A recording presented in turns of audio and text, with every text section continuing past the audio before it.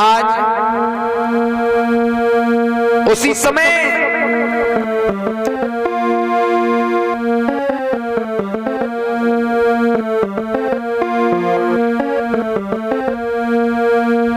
तारा को सारी बात बताई। तारा सुनने के बाद निराश हो गई। रानी तारा ने हरिश्चंद्र से कहा, महाराज मेरे योग्य अगर कोई काम हो तो बताओ। हरिश्चंद्र ने कहा, तारा क्या आप मेरे साथ में बिक सकती हो? रानी तारा ने कहा, श्रीमन कैसी बात कर रहे हो आप? अरे पूरे शरीर में आपका अधिकार है, चाहे जौन सी दशा बना देना, पत्नी इनकार नहीं करेगी। माताओं, प्रत्येक पत्नी का धर्म बनता है जीवन में पति एक बार सुख में हो तो साथ ना दे चाहे, लेकिन दुख की घड़ी में अगर खड़े हैं तो आप उनका साथ जरूर दें। पता है कुछ चीजों की आजमाइश परीक्षा जी मुसीबत में होती है।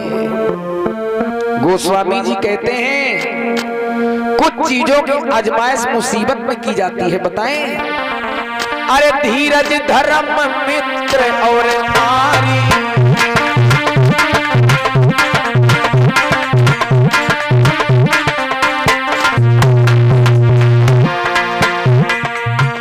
अरे धीरज धर्म मित्र और नारी, आफत काल पर रखिए सारी।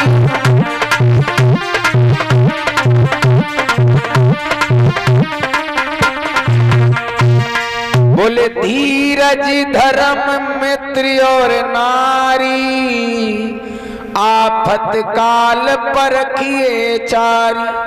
जीवन में जब मुसीबत आ जाए आप अपने धैर्य को कमजोर ना होने दें। जीवन में धीरज रखें, संतोष रखें। पत्नी और मित्र इनकी आजमाइश मुसीबत में की जाती है।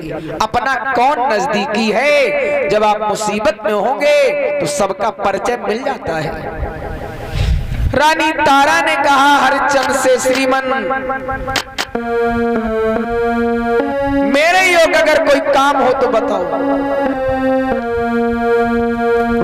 जब कहा बिकने के लिए, तारा ने कहा चिंता न करो, देखो समय की बात। कहा हरिश्चंद्र राजा होते थे, लेकिन आज किस प्रकार बिकने के लिए काशी की तरफ जाएंगे।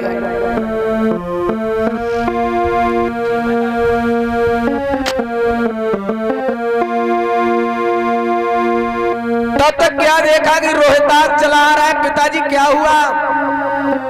सारी बात बताई। रोहित ने कहा, पिताजी चिंता ना करो, हम बिकने के लिए तैयार हैं। ये शरीर आपका दिया हुआ है और आपका अगर काम ना आ सका तो मेरा जीवन नरक है।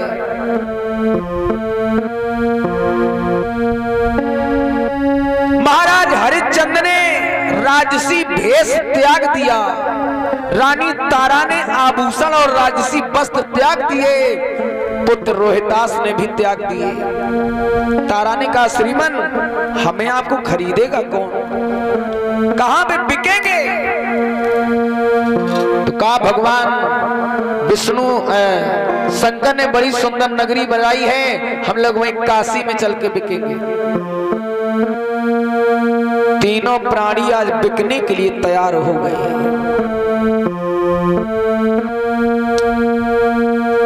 समय पे दुर्जन संग समय सत्संग करावे,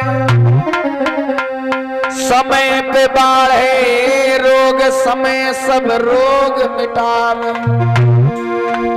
समय बनावे करीब समय धनवान बनावे, समय पे होवे मिलन समय बिछुड़न करवावे। आज तीनों प्राणी जब बिकने के लिए चले हैं, दशा क्या है भैया?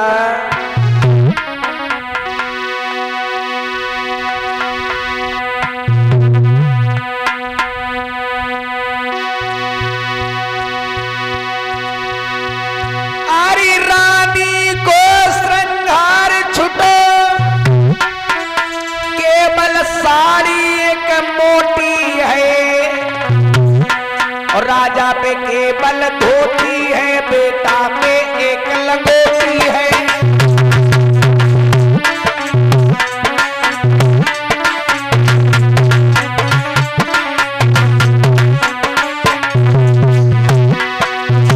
तीनों प्राणी बिकने के लिए जा रहे हैं। क्या दशा है? रानी को श्रृंगार छुपा, केवल साड़ी मोटी है।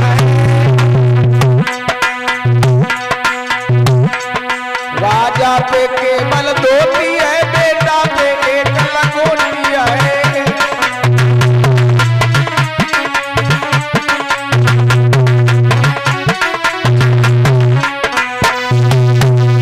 तीनों प्राणी जब बिकने के लिए चले हैं, प्रजा के लोग रो रहे हैं। कभी कभी वो समय आ जाता है जो प्राणी जीवन में अपने कभी सोचता नहीं है। परीक्षित जी, हरिश्चंद्र जब चले, ताज को आज उठा के ब्राह्मण के सर पे रख दिया। बोले आज से अयोध्या आपकी है। चलते वक्त प्रजा के लोग रो रहे हैं। देखो, आदमी जब मुसीबत में होता है तो अपने शरीर को भूल जाता है। हरिश्चंद्र को देखो, आप बिकने के लिए जा रहे हैं, लेकिन प्रजा का ख्याल है। हाथ जोड़ के कहा, श्रीमन आपके चरणों में शीश धर के एक निवेदन है हमारा, कहो। सब कुछ करना, लेकिन हमारी प्रजा को कभी परेशान न करना।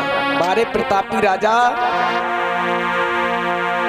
आज रो के जब कहा, उसी समय कहा हम प्रजा को अच्छे से रखें या खराब से रखें, तुम्हें क्या लेना देना। आज प्रजा के लोग रो रहे हैं। चलते वक्त हरिश्चंद्र ने कहा, श्रीमन एक विनती है हमारी। अरे एक विनती है नाथ हमारी, मेरी प्रजा के नर